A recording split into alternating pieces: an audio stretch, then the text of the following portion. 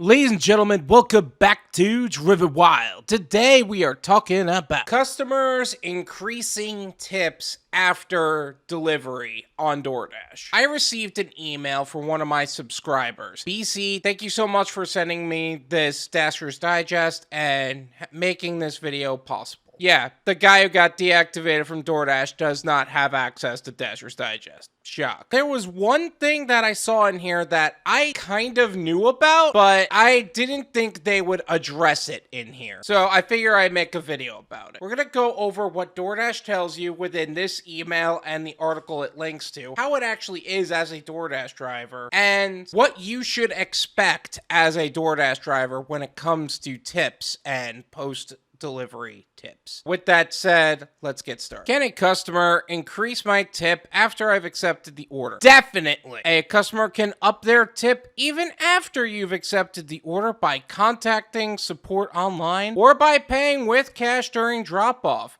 Here's another pro tip, pun intended. Customers are more likely to offer extra based on good communication from Dashers. Expert Dashers say texting the customers their order status, especially when there are delays, and helping customers substitute unavailable items are top ways to achieve higher tips. Those points that those expert Dashers are bringing up, yes, they are great to maintain your ratings. Like, it's making it clear that it's not your fault that there are delays in your order. However, a lot of customers actually just feel like that's just part of the service they paid for. The likelihood of achieving a higher tip because of that is actually pretty low. Now, do those things help towards that? Absolutely. That's really dependent on the customer than the chances of you actually getting a higher tip at the end. Do Dashers receive tips? And I feel like a lot of people can argue this, whether or not they steal tips or not, till the end of time. But that being said, let's see what they're saying and how it actually is. Yes, Dashers receive 100% of all customer tips that DoorDash receives.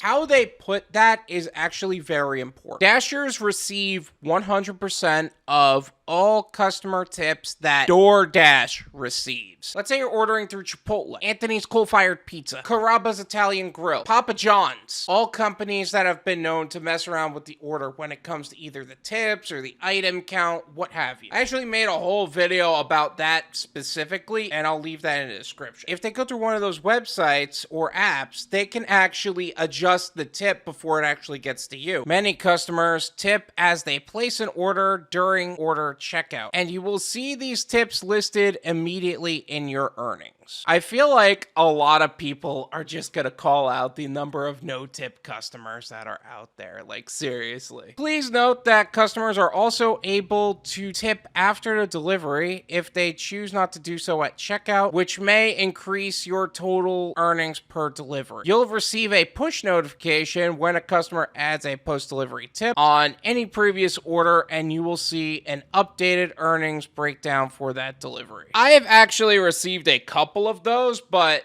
that's just it. I've seen literally a couple of post-delivery tips in the push notifications of DoorDash during the extenuating period of time that I've been a Dasher for the 3 years, and then it got deactivated. Most cases, people put the tip first or they don't tip at all. Of course, customers can always provide cash tips as well. Cash tips are not dependable, especially with the introduction of contactless delivery and the amount of people that pull bait and switches with the concept of receiving a cash tip. You're better off just not taking those customers to begin with. And also, the people who tend to tip in cash are also the same people who tip pre-delivery as well. Honestly, that has a lot to do with the character of the customer. If they're the type of person who is generous and altruistic and all that good stuff, they're going to be that way to you. If they're the kind of customer who's shifty, who's upset about life, and just will not tip regardless, they're not going to tip you either. And the latter half of that, those who don't tip, also rate you poorly. Now, I also want to go over a few side notes that I took down that I don't think I had an opportunity to go over.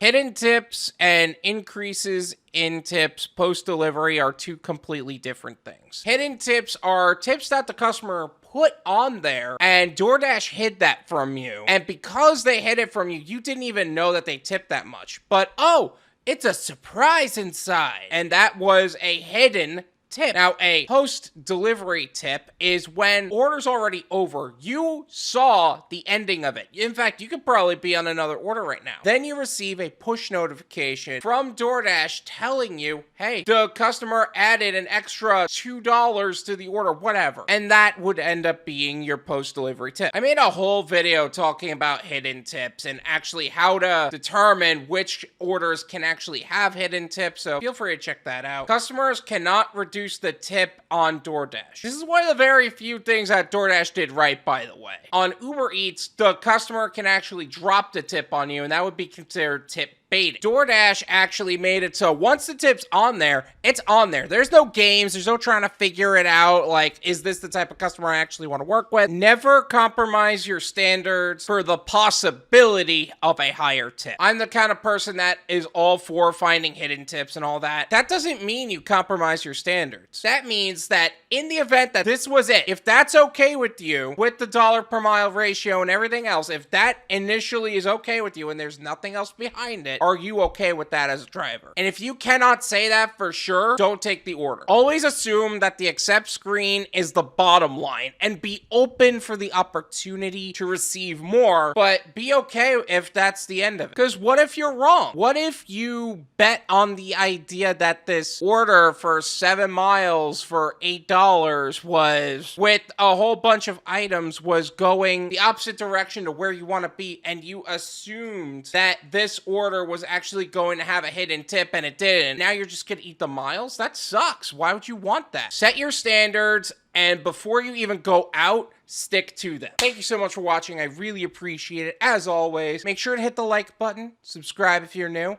and I'll see you guys next time. Peace!